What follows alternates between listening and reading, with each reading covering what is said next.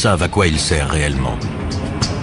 Des témoins interloqués parlent de lumières étranges zébrant le ciel la nuit. De bruits effrayants produits par des engins supersoniques. Et même de rencontres avec des formes de vie inconnues sur Terre. Le gouvernement américain nie jusqu'à l'existence de cet endroit retranché du monde. Mais une équipe de spécialistes est bien décidée à découvrir la vérité. Que dissimule-t-on dans cet endroit? Qui protège-t-on? Et jusqu'où le gouvernement est-il prêt à aller pour garder le secret de la zone 51?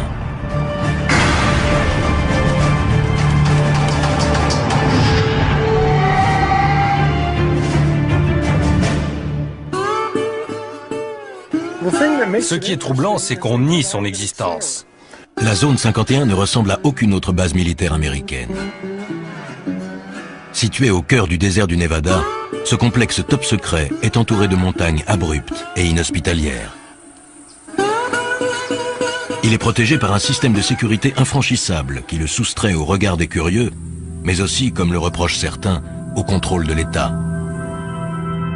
Des avions très étranges ayant été vus dans le ciel, certains pensent qu'on pourrait y procéder à des essais sur la propulsion antigravitationnelle, un système révolutionnaire relevant autrefois de la science-fiction.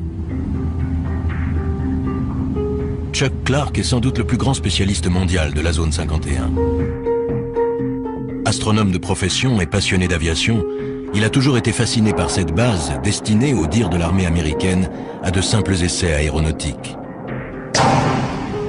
Au cœur du désert du Nevada, la petite ville de Rachel est la localité la plus proche de la base secrète appelée Zone 51. Elle surfe allègrement sur la publicité que lui apportent les rumeurs d'OVNI, mais beaucoup pensent que l'État encourage ceux qui propagent ces histoires d'extraterrestres pour mieux discréditer les observateurs plus sérieux.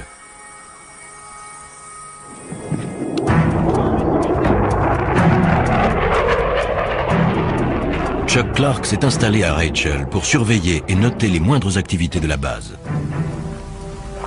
Aujourd'hui, il retrouve l'équipe d'experts qu'il a réunie pour tenter pendant 24 heures et en utilisant tous les moyens légaux possibles de mener l'enquête la plus complète jamais réalisée sur la véritable nature de cette base mythique. Leur mission, une journée et une nuit à l'affût du moindre indice, pour découvrir ce que l'État cache derrière les murs de la base militaire la plus protégée au monde.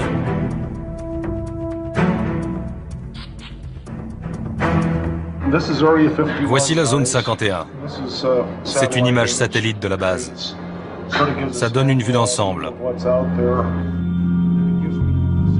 Chacun des hommes présents apporte des connaissances et un savoir-faire unique. Guy Norris a été primé pour ses reportages sur l'aviation militaire. Toute sa vie, il a étudié les bases et les avions classés top secret. C'est intéressant, vous voyez, il n'y a absolument aucune indication de piste sur la carte dans cette zone interdite. Autrement dit, aux yeux du monde, il n'y a pas de piste ici.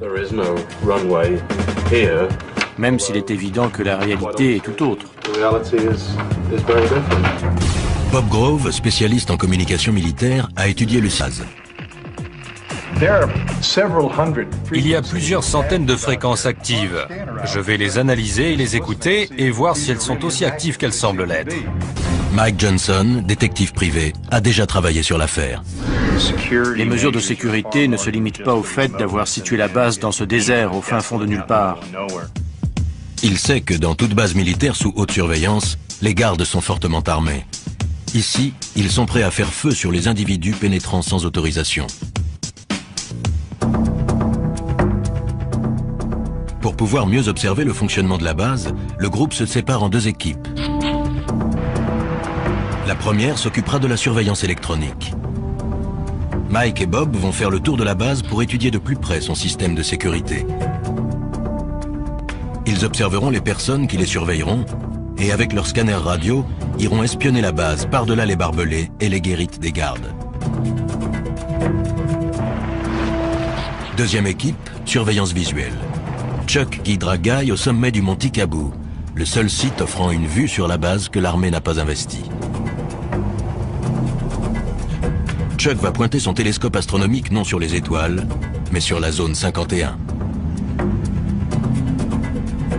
Chuck est déjà allé là-haut des dizaines de fois pour photographier le site et ses opérations.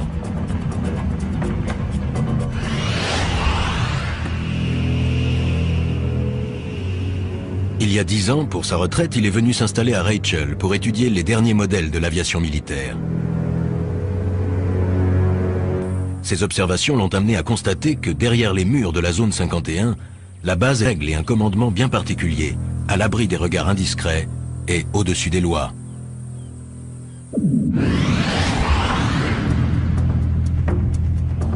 Chuck a découvert jusqu'où pouvaient aller les mesures de sécurité sur la zone. Un jour, alors qu'il marchait dans le désert, il est tombé sur ce qu'il croyait être les débris d'un avion. J'ai voulu sortir le truc du sable par curiosité et j'ai vu une antenne qui dépassait. J'ai dégagé le sable. C'était un émetteur relié à un détecteur placé dans une boîte en plastique. Chuck venait de découvrir un détecteur de mouvement, placé non pas dans la zone tampon sécurisée, mais à des kilomètres du périmètre de la base secrète, dans un espace public. Pour Chuck, ces détecteurs viennent s'ajouter à la longue liste de moyens mis en place par la base pour surveiller de près les faits et gestes d'innocents citoyens.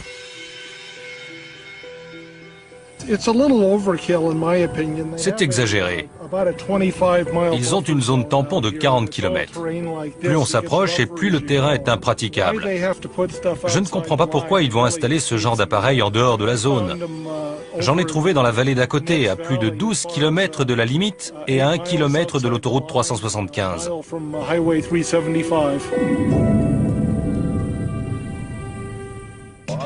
Bien décidé à dénoncer les agissements de l'armée, Chuck fait appel à un célèbre journaliste d'investigation, George Knapp. On a mis une demi-heure pour trouver le premier détecteur. 5 minutes pour le second. Voici l'émetteur. Et un peu plus loin, il y a le temporisateur. Il porte l'indication « Propriété de l'État américain ».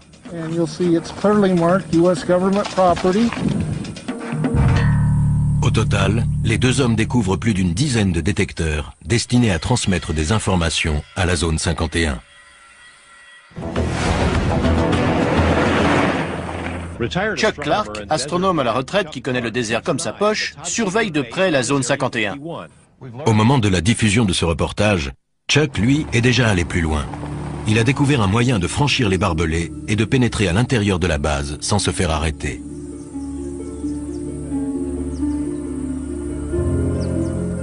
Mais pour cela, il doit parcourir 800 km jusqu'à Denver, dans le Colorado. Ce bâtiment d'allure banale renferme des technologies ultramodernes mises au point par les militaires qui dirigent la zone 51.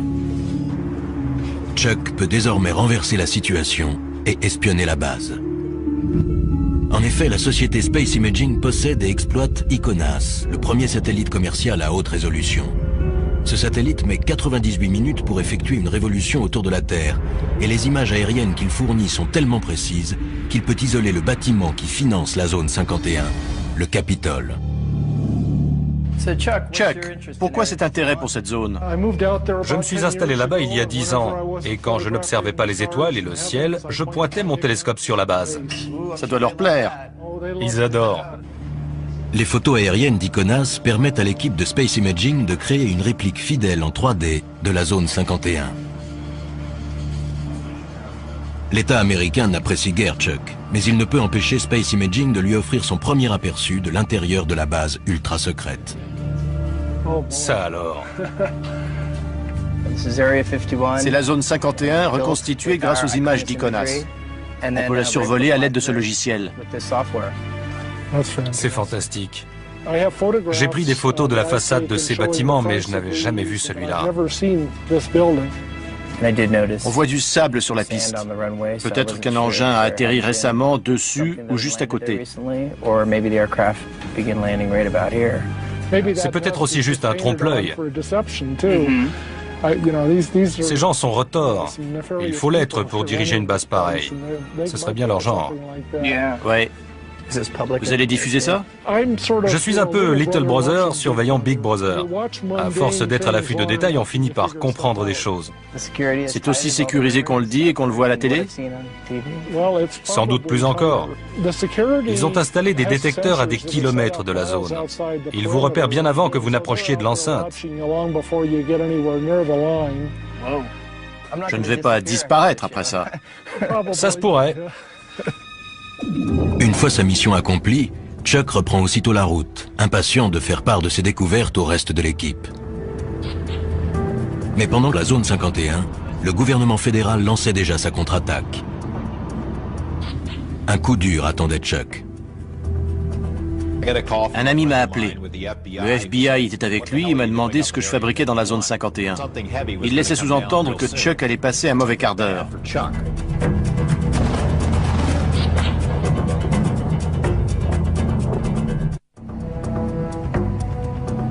Perdue dans le désert du Nevada, la zone 51 est un site d'essai militaire secret. Elle est à l'abri des regards indiscrets grâce à une zone tampon de 40 km, des montagnes et un environnement inhospitalier. Deux équipes d'enquêteurs ont décidé d'épier et de noter les moindres mouvements et les moindres bruits. Si tout se passe comme prévu et si les gardes de la base les laissent tranquilles, les deux équipes se retrouveront 24 heures plus tard. Chuck Clark et Guy Norris vont s'installer au sommet d'une montagne munis d'un télescope et d'un appareil photo. On est au milieu de nulle part. On est à 35 km dans l'arrière-pays. Le plus dur les attend encore. Ils ont devant eux 2 bonnes heures de marche pour gravir le mont Tikabou. Ça fait combien de haut? Un peu moins de 2500 mètres. On est à 2100 ici. Là, on est vraiment tout seul, non? Ça, c'est sûr. On sera dans le beau drap si on se casse une jambe. Chuck Clark va au-devant de graves ennuis. George Knapp ayant révélé qu'il avait découvert des détecteurs de mouvement cachés hors du périmètre légal de la zone 51, le FBI a décidé de lui donner une leçon.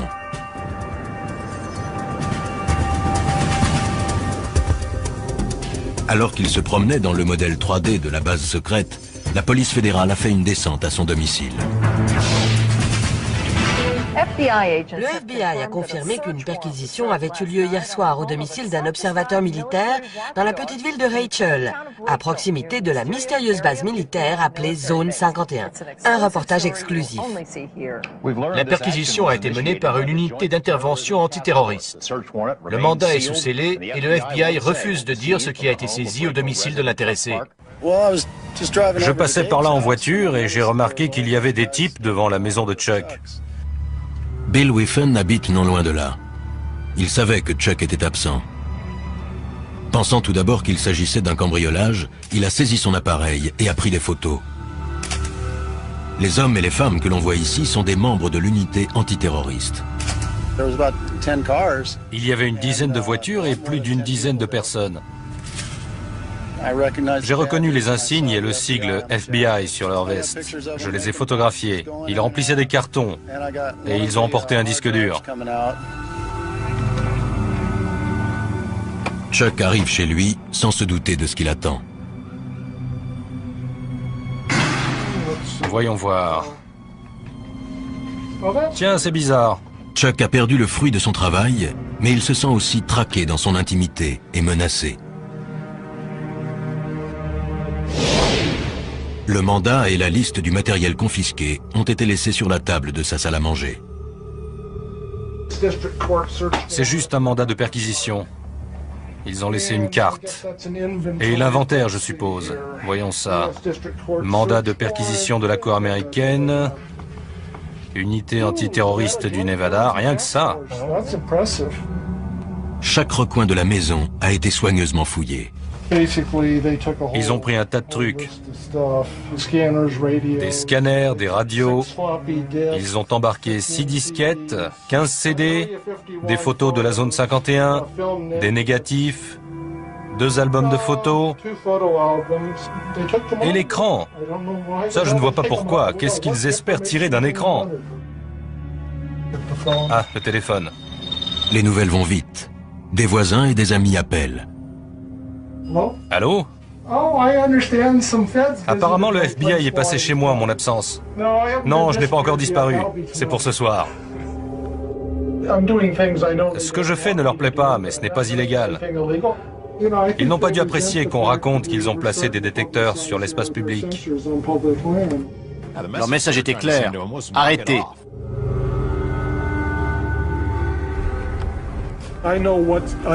Je sais jusqu'où je peux me permettre d'aller légalement. Je pousse les limites, mais je ne les franchis pas. C'est ça qui les énerve. Je ne me laisse pas intimider par eux. Je me pointe sous leur nez avec mon objectif. Conscient que l'État enquête sur Chuck, ses coéquipiers, le spécialiste de la sécurité Mike Johnson et l'expert en communication Bob Grove, poursuivent leur mission. Ils ne sont qu'à 3 km de l'accès arrière de la zone 51 et il ne fait aucun doute qu'ils ont été repérés. Ils ont un tas de façons de détecter notre présence. Ils doivent nous écouter. Possible. Ils nous regardent certainement et ils doivent nous écouter aussi. Voilà les barbelés.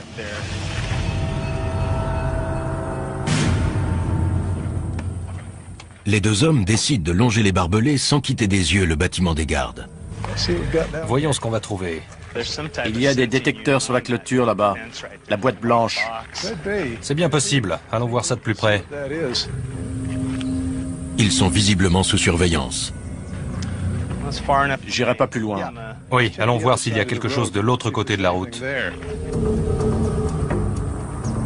À environ 100 mètres de distance, ils voient pour la première fois les forces de sécurité privées engagées pour protéger la zone 51. Sur la base, on les appelle les camos, à cause de leur tenue de camouflage beige. Bob et Mike aimeraient s'approcher, mais ils savent qu'un pas de trop compromettrait leur mission. Ce n'est pas le moment de prendre des risques. Je tiens pas à aller en prison. Mike et Bob opèrent un repli stratégique.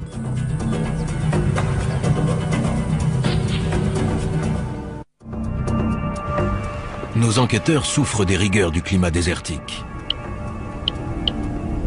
Ils réalisent que 24 heures est un délai bien court pour tenter de découvrir les mystères d'un lieu dont l'État continue de nier l'existence.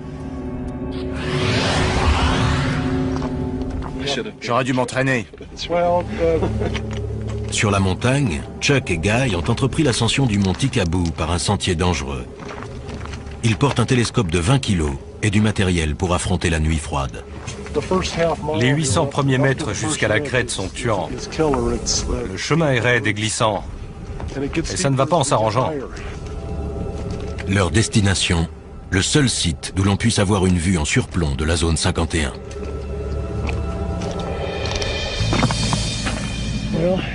Nous voici au sommet. C'est vraiment spectaculaire.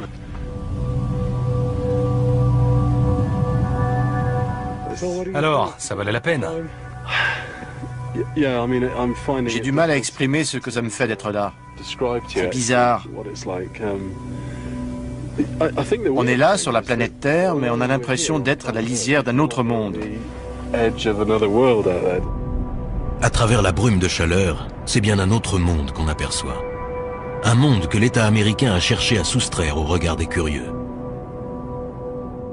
Je vois des bâtiments qui brillent au soleil et j'aperçois une des pistes. C'est incroyable. Je n'en crois pas mes yeux. C'est inimaginable.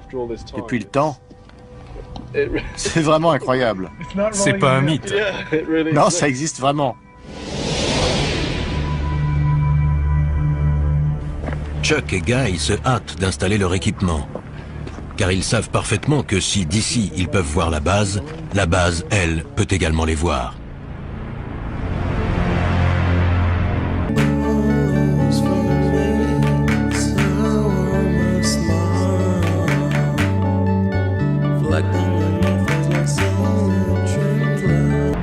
Ils sont à 40 km de la zone 51 et comptent sur le télescope de Chuck et son appareil photo avec téléobjectif pour espionner et consigner la moindre activité se déroulant là-bas. Avec le téléobjectif, l'image sera grossie jusqu'à 50 fois. Je vois.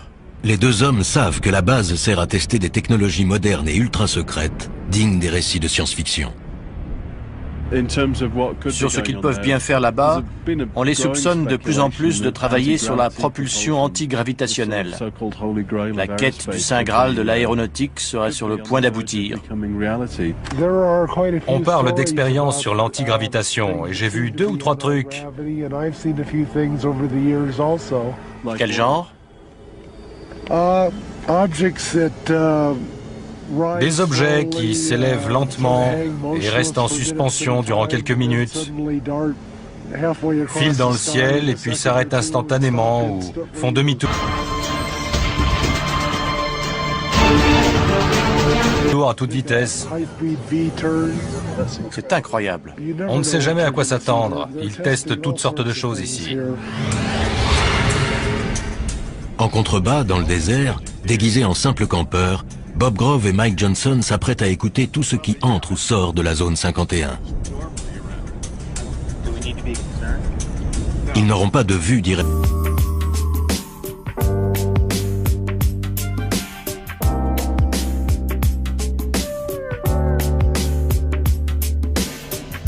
sur la zone, mais Bob pourra écouter toutes les transmissions. Si un phénomène quelconque se produit, on peut le mesurer physiquement grâce à tout un tas d'instruments. Celui-ci, par exemple, vous entendez le bruit qu'il fait? Ça indique la présence d'émetteurs, ce qui est le cas puisqu'on porte tous les deux des petits micros sans fil.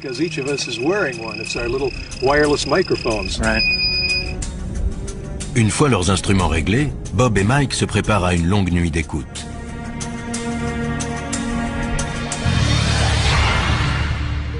Au sommet du Mont Ticaboo, Chuck Clark et Guy Norris ajustent la position du télescope. Si un événement se produit, ils n'auront que quelques secondes pour réagir. C'est une nuit sans lune. On a plus de chances qu'il se passe quelque chose, non? Ça augmente les possibilités. Ils ne prendront pas le risque de faire des essais au clair de lune. Moins la lune est visible et plus on a de chances qu'ils en fassent.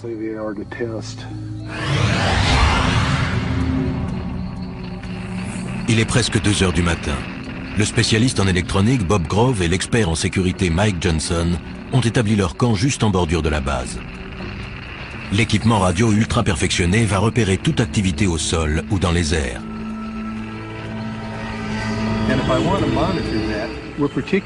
Ce qui nous intéresse particulièrement, ce sont les signaux émis dans cette gamme de fréquences, car c'est celle du gouvernement fédéral, de 160 à 170 MHz.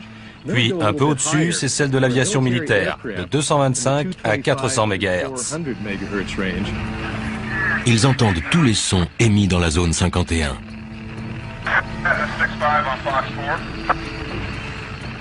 Bob ajuste la fréquence. C'était quoi ce qu'on entendait à la radio? La sécurité. Il parlait de nous? Possible. Mike et Bob soupçonnent fortement la sécurité de la base de les surveiller. Toute la nuit, ils se tiendront prêts à une éventuelle intervention.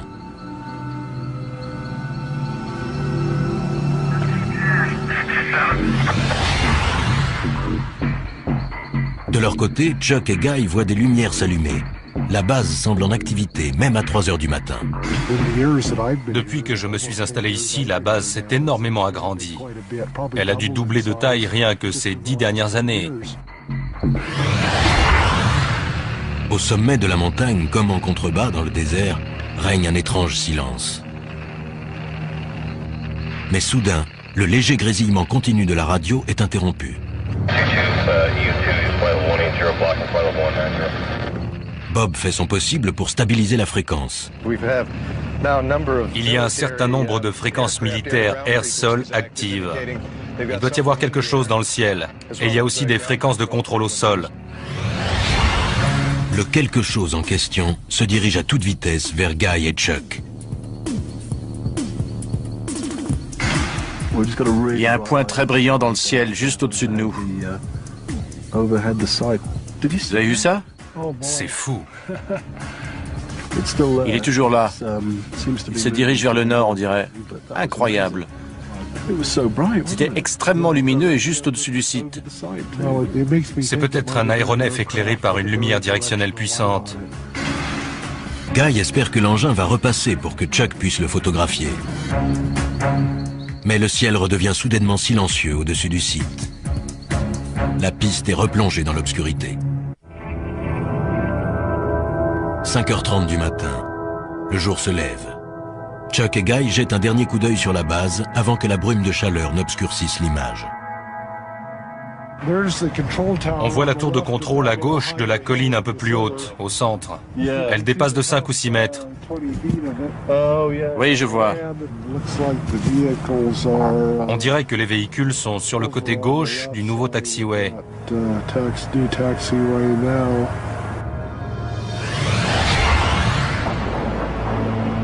Quant à Mike et Bob, en bas dans le désert, Le voilà. à 4500 mètres au-dessus d'eux, la zone 51 se manifeste.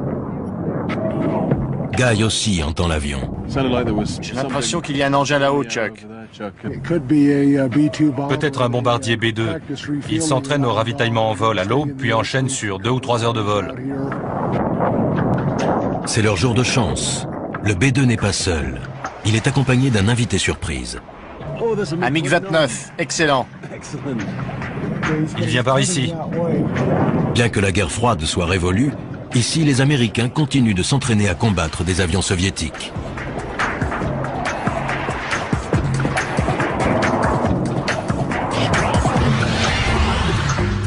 En contrebas, dans la vallée, Mike et Bob sont persuadés que la sécurité de la base les a épiés toute la nuit. Avant de retrouver Chuck et Guy, il leur reste un dernier endroit à visiter. Si j'ai bien suivi les explications de Chuck, l'entrée principale est à une petite quinzaine de kilomètres, en direction de la colline. Alors qu'ils s'approchent de l'entrée principale, Mike aperçoit une chose surprenante dans son rétroviseur. Un véhicule arrive derrière eux à toute allure. Ces vitres sont teintées afin de protéger ou de dissimuler les passagers qu'ils transportent, des employés de la base qui se rendent à leur travail. La vache. Le car ne ralentit même pas. Il devait rouler à plus de 70 km à l'heure. Plus peut-être même. Il était pressé. Ouais. Pour préparer cette mission de 24 heures, Mike Johnson a passé des semaines dans des planques très inhabituelles. Son but, dénicher un employé qui, pour la première fois, accepte de parler de la vie sur la base. Pour un enquêteur comme moi, c'est ahurissant de voir à quel point le secret de ce complexe est bien gardé.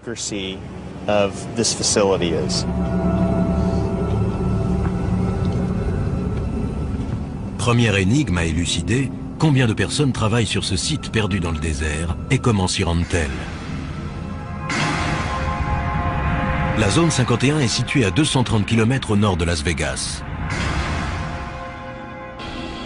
Depuis des années, on raconte que 5 jours par semaine, une mystérieuse compagnie aérienne transporte des centaines d'employés depuis un aéroport situé près de Las Vegas jusqu'à la base secrète. La compagnie s'appellerait Janet Air, J-A-N-E-T, ce qui signifierait en anglais « Just Another Non-Existent Terminal », encore un terminal qui n'existe pas. Quel que soit son nom, en tout cas, la compagnie existe bel et bien. Nous sommes à l'aéroport international McCarran.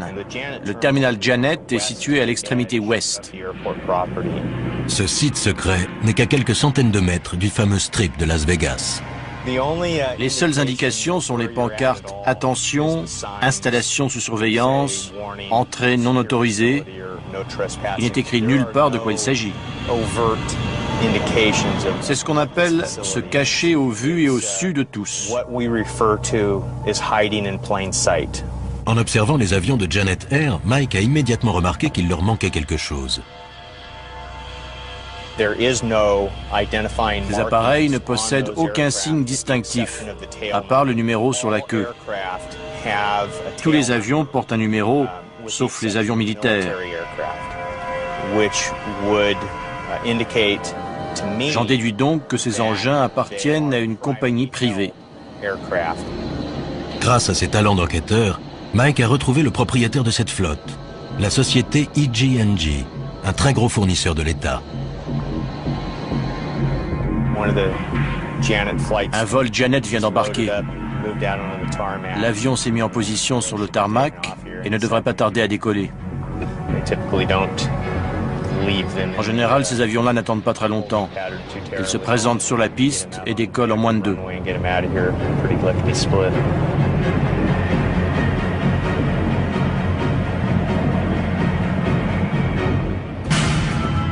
Chaque jour, des centaines d'hommes et de femmes franchissent ces grilles pour aller travailler sur la zone 51.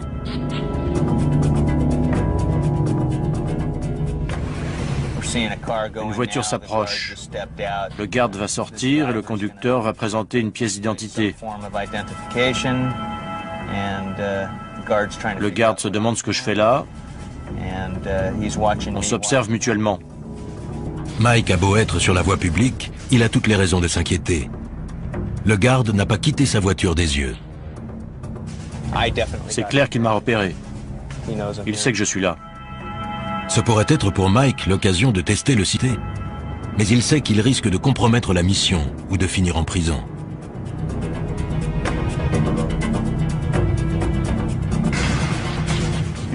Voilà le pick-up blanc des gardes. J'ai sur le dos la sécurité du terminal Janet et la police de Las Vegas.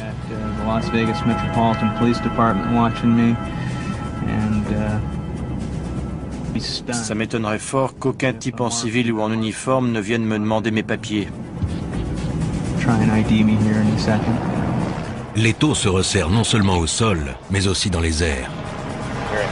Il y a un hélicoptère au-dessus de nous. Mike préfère battre en retraite. Il reviendra pour poursuivre son enquête lorsque les choses se seront calmées.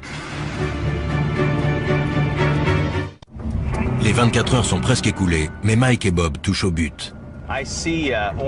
Je vois des panneaux orange à flanc de colline, là. D'après Chuck, ils marquent la limite. Il y a des équipements de surveillance là-haut, et la limite est juste là. Oui, on y est. Moi, j'irai pas plus loin. Ce modeste tronçon de route est l'un des lieux les plus surveillés de la planète.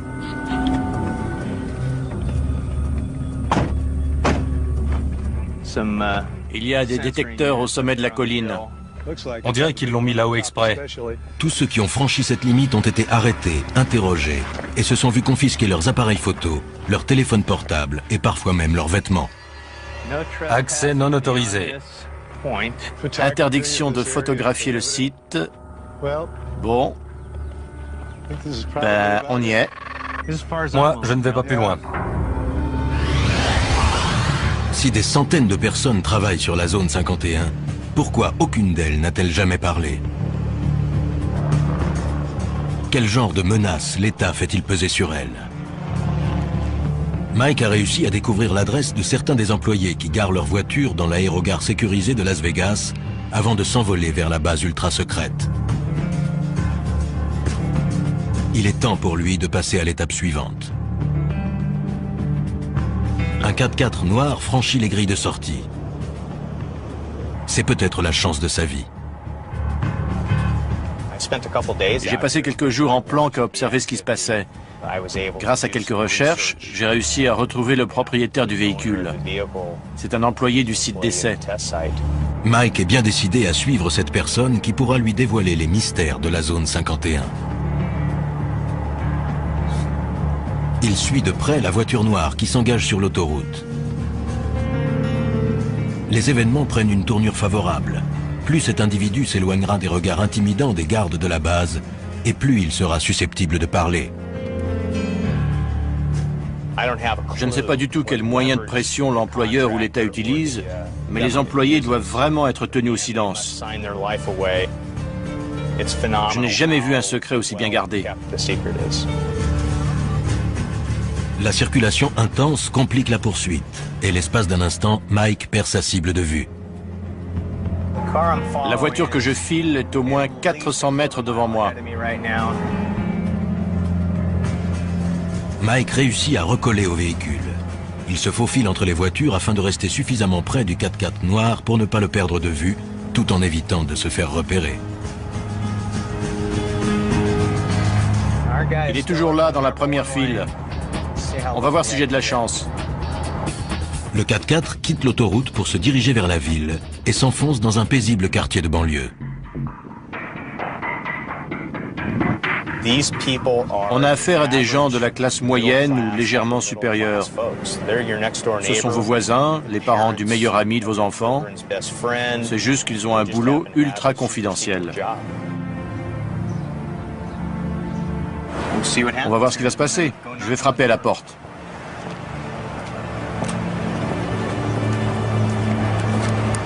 Les réponses aux questions de Mike se trouvent-elles derrière cette porte? Quel secret va-t-il découvrir? Je m'appelle Mike Johnson. Je suis détective. Je ne viens pas vous causer d'ennuis. On a vu votre véhicule sortir de l'aérogare de Janet et on aimerait que vous nous parliez de la zone 51. Pas de commentaire. La porte s'est refermée et voilà. Sa réaction me conforte dans l'idée qu'il travaille bien là-bas. Mais voilà, il refuse de parler. Les règles strictes de confidentialité imposées par l'État sont un obstacle de taille, mais Mike est patient. Il compte bien trouver quelqu'un qui acceptera de parler. Je vais devoir approfondir les recherches, dénicher un employé mécontent et prêt à parler, ou tout au moins à reconnaître avoir travaillé sur la zone 51.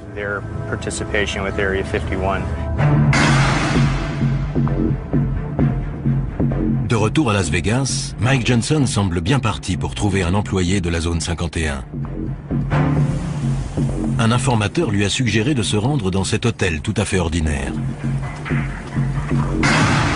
Si ces informations sont exactes, un ancien employé de la zone 51 l'attend à l'étage.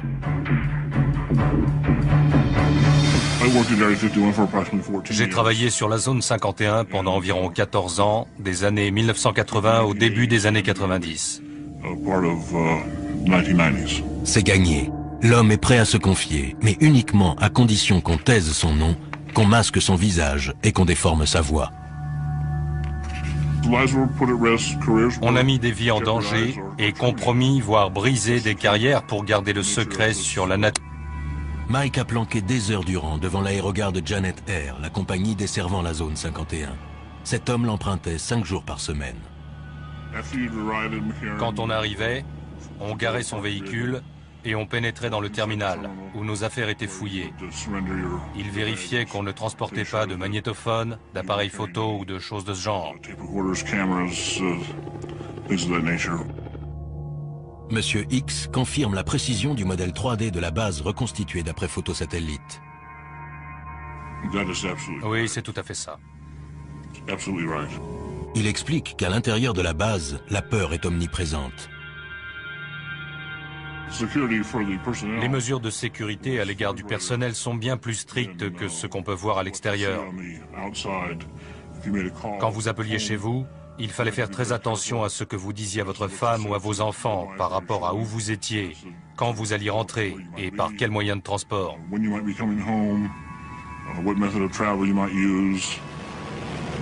Quel genre de travail peut donc nécessiter une telle confidentialité? C'est une base d'essai d'appareils d'un nouveau genre, tout simplement. Les États-Unis montent des projets classés secrets pour une raison ou une autre, et les appareils sont testés et mis à l'épreuve sur ce site. D'après cet homme, la zone 51 ne ressemble à aucune autre base aérienne militaire. C'est une armée distincte de l'armée de l'air régulière. Et les individus qui y travaillent savent qu'ils sont à part et d'une certaine manière au-dessus de l'armée de l'air régulière. Il affirme que les personnes qui dirigent la zone 51 n'hésitent pas à mettre en danger la vie de leurs employés. Ils ont un pouvoir absolu et sont corrompus. Les individus qui dirigent le site fonctionnent comme les personnages d'Apocalypse Now. Ils n'ont aucun scrupule. Ils remplissent leur propre mission.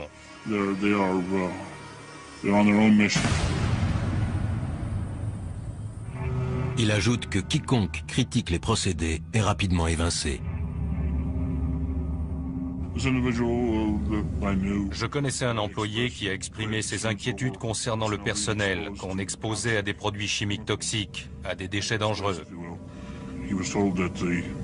On lui a répondu que le projet avait pris du retard et qu'il fallait le boucler au plus vite et que le personnel ne serait pas informé. Quand il a critiqué ça, il a été renvoyé. Il a dû quitter la base.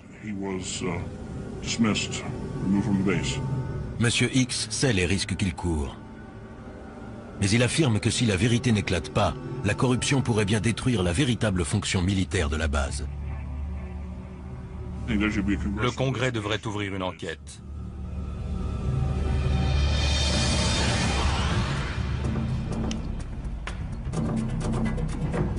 Sur le terrain, affamés et épuisés, Chuck et Guy vont devoir à présent affronter une descente raide et délicate. Ils ne seront sûrs d'avoir échappé à la sécurité qu'une fois arrivés sains et saufs au lieu de rendez-vous avec le reste de l'équipe.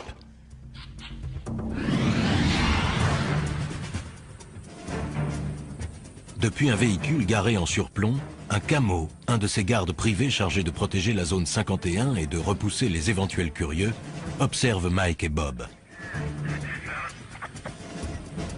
Et voilà, là, il prend son pied. Il y a un mec là-bas qui nous regarde et nous écoute en ce moment même. Il doit rigoler en m'entendant parler de lui.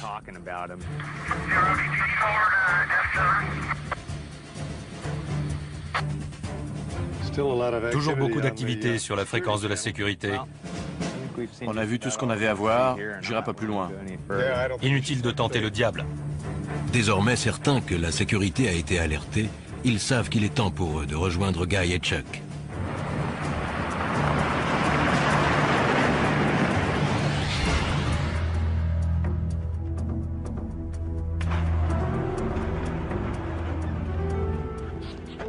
Salut. Vous êtes aussi fatigué que nous? Pire. L'enquête de ces hommes a prouvé que la base était en pleine activité. La radio crépitait, une mission se préparait. On avait une vue excellente de la base. C'était incroyable à une telle distance. Si ce qu'a rapporté Monsieur X est vrai, des hommes comme Chuck Clark et son équipe sont le seul espoir de voir un jour réformer une base militaire qui perd pied avec la réalité à cause d'un excès de confidentialité.